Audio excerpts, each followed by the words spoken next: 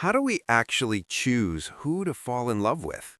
In movies and pop songs, the advice is always the same. Trust your feelings. Follow your heart.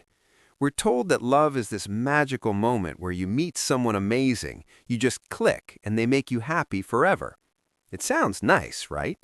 But there's one massive problem with relying on your gut instinct. It usually leads to a total disaster. Think about it. We have all this freedom to choose our partners at parties, on apps, or at bars, yet statistics show we aren't really any happier than people were back in the day with arranged marriages. It turns out trusting your instinct isn't actually better than random luck. But why? There's a theory in psychology that explains this perfectly. It says we don't fall in love with people who care for us in perfect ways.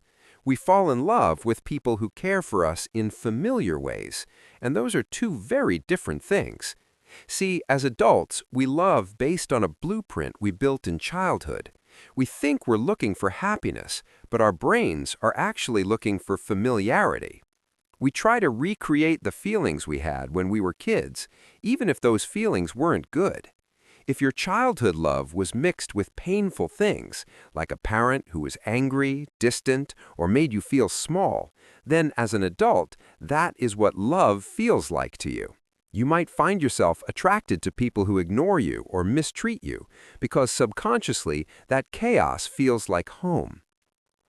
This is also why you might reject someone who is actually perfect for you. Have you ever met someone who was stable, kind, mature, and reliable, but you just felt bored? You might have thought, there's no spark. Psychology says you reject them not because they're wrong for you, but because they're too right. Their stability feels foreign. Because you aren't used to being treated well, it feels unearned or suspicious. So how do we stop this cycle and choose wisely? You need to play detective with your own heart. Grab a pen and paper. Write down the type of people who usually turn you off and the type of people who excite you. Then look at your childhood. Are the people who excite you actually just reminding you of the negative parts of your parents? We need to realize that our type isn't destiny, it's just a habit. Just because you have a pattern doesn't mean you can't break it. When you realize that you've been chasing familiar pain instead of new happiness, you become free. You can start giving a chance to the people you used to think were boring and realize that stability is actually exactly what you needed all along.